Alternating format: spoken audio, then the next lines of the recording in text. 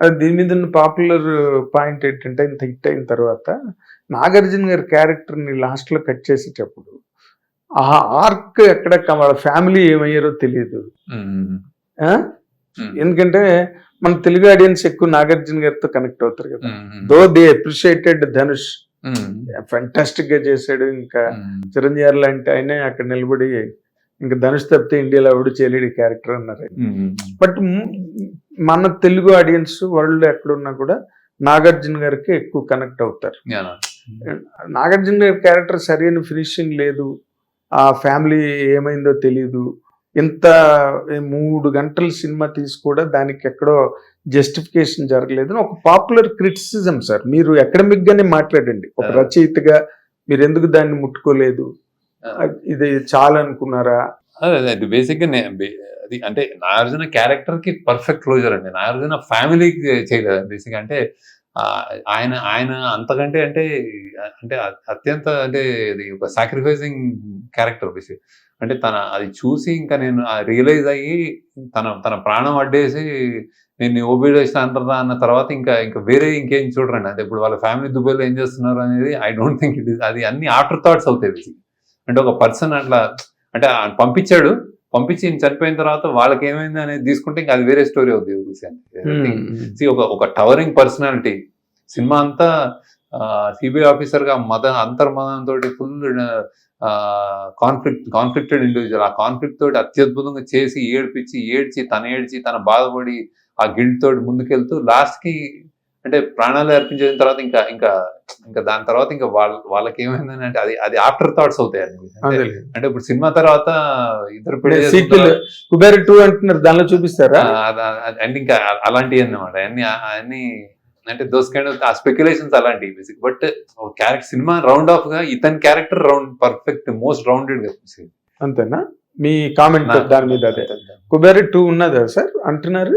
లేదు నేనైతే అనుకోవట్లే, మీరు చూద్దాం ఏమన్నా తడపదేమో.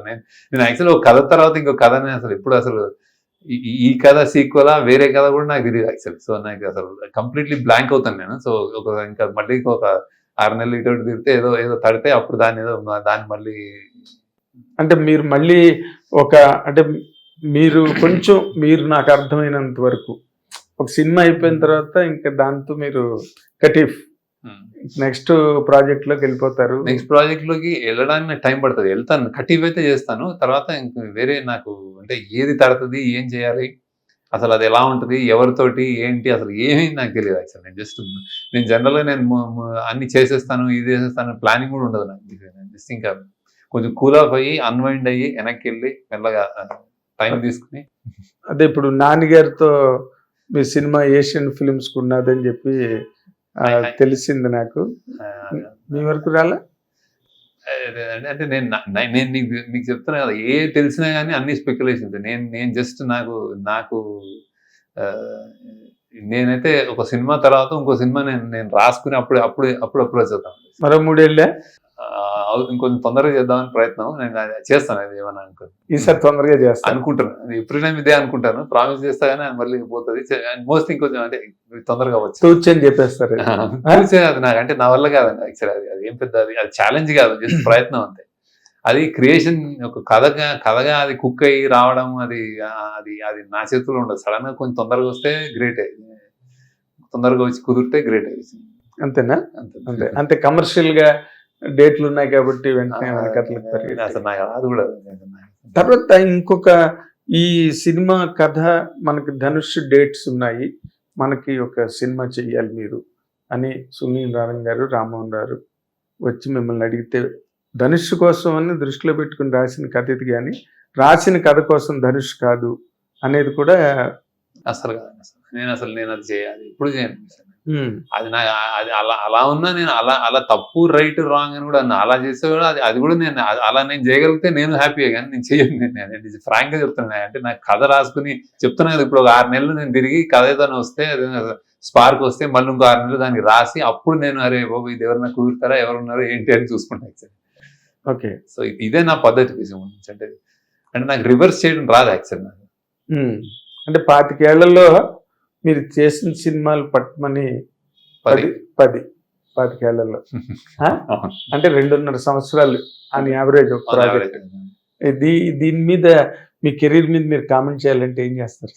నా కెరీర్ నేను చాలా హ్యాపీ అండి. నేను యాక్చువల్లీ నాకు అసలు ఒక్క కంప్లైంట్ కూడా లేదు. దానికి ఇంట్రెస్టింగ్ ఏంటంటే 10 సినిమాల్లోనూ నేను నాకు కావాల్సినట్టు నేను అన్కాంప్రమైజింగ్ గా నేను నమ్మిన సిద్ధాంతాలకి నేను అది సిద్ధాంతాలను కూడా పెద్దవాడు నేను అన్కాంప్రమైజింగ్ గా నేను ఒక ముందు నుంచి అది చెడు అయితే చెప్పకూడదు, మంచి గొప్ప విషయాలు చెప్పకపోయినా చెడు చెప్పకుండా అనేది ఒక చిన్న నా సొంత ఒక చిన్న బౌండరీలో నాకు కావాల్సినట్టు నాకు నచ్చిన నేను వాయిస్ అంటే వాయిస్ కూడా అన్ని వైపుల నుంచి అన్ని కోణాల నుంచి ఆలోచిస్తూ ఒక కరెక్ట్ వాయిస్ కరెక్ట్ సందేశం పంపించానని నేను అనుకున్నాను. అంటే నేను అది నాకు విక్టరీ అది.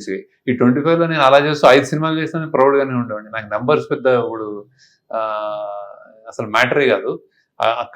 ఒక్కొక్క సినిమాలో ఎలాంటిది చెప్పాను నేను సమాజానికి, అది వాట్ ఎవర్ నేను ఏం పంపించాను యాజ్ అ మేకర్. ఇప్పుడు వెనక్కి తిరిగి చూసుకుంటే నువ్వు నా ఫిల్మోగ్రఫీ చూసుకుంటే నేను దేనికి రిగ్రెట్ అవ్వను. అంటే కొన్ని ఏదైనా అంటే సినిమాలకైతే ఏది రిగ్రెట్ అవ్వను, అన్ని వాటికి. సో ఆ వాయిస్ నేను చెప్పదలుచుకుంది కరెక్ట్ గా చెప్పాను. అండ్ తెలుగు ప్రేక్షకులు నాకు ఆ స్థానం ఇచ్చారు. నేను చెప్తే ఇప్పుడు నేను వింటున్నారు, నాకు ఒక స్థానం ఇచ్చారు. నేను అది ఆల్రెడీ ఒక బ్రాండ్ అంటారు, ఏదో సంథింగ్ మార్కెట్ వాల్యూ. నువ్వేమనేది మేము వచ్చి చూస్తామని కళ్ళు మూసుకొని ఫ్యామిలీస్తో వచ్చే ఇలాంటి స్థాయి నేను దీంట్లో మోస్ట్ హ్యాపీ. అంటే నాకు పర్సనల్ గా నేను హ్యాపీ. అండ్ నేను I'm very indebted to the audience, Telugu audience for giving me this position. ఇంతకంటే అసలు ఐఎమ్ వెరీ వెరీ హ్యాపీ. అంటే మీరు కమర్షియల్ ఎలివేషన్స్ తో రాయరండి, అసలు మీకు నచ్చదా అది? ఆ కైండ్ ఆఫ్ అప్రోచ్ మీకు సో కాల్డ్ కమర్షియల్ అప్రోచ్. ఇప్పుడు మీరు ఈ సినిమాలో కూడా రష్మికని, నా రివ్యూలో కూడా నేను చెప్పాను, రష్మికని అంత పెద్ద హీరోయిన్, ఓ పక్కన చిరంజీవి గారు, నాగార్జున గారు మా క్రష్ అంటే మా క్రష్ అని మాట్లాడిన రష్మికని మీరు జస్ట్ ప్లాట్ఫామ్ మీద ఏడుస్తూ ఇంట్రడక్షన్ ఇచ్చారు. అంటే అదే అంటే నేను చెప్పేది హిట్ టీవీ యాప్. ఇందులో short news, live news, entertainment shows, movies, digital magazines తో పాటు మీ జిల్లా వార్తలను కూడా ఫ్రీగా చూడొచ్చు. ఇంకెందుకు ఆలస్యం, వెంటనే హిట్ టీవీ యాప్ ని డౌన్లోడ్ చేసుకుని ఫ్రీగా ఎంటర్టైన్మెంట్ పొందండి. Hit TV app. Hit TV app. Please download hit TV app. Hit TV app ని ఫ్రీగా డౌన్లోడ్ చేసుకుని ఎంజాయ్ చేయండి. మీకు నచ్చిన ఎంటర్టైన్మెంట్ కోసం హిట్ టీవీ యాప్ ని ఫ్రీగా డౌన్లోడ్ చేసుకుని ఎంజాయ్ చేయండి. హిట్ టీవీ యాప్ ని డౌన్లోడ్ చేసుకుని ఆస్వాదించండి, ఆశీర్వదించండి. ఇంతమంది సెలబ్రిటీలు హిట్ టీవీ యాప్ ని డౌన్లోడ్ చేసుకోండి అని చెప్తున్నారంటే ఎంత మంచి యాప్ ఆలోచించండి. అమెరికా అమెరికాలో చదవాలనుకునే వాళ్ళకి విశ్వసనీయమైన పేరు మన శౌర్య కన్సల్టెన్సీ. UK లో 1 year masters. 2 years work permit up to 5 years visa. Contact Saurya Consultancy. Contact 89851 89851.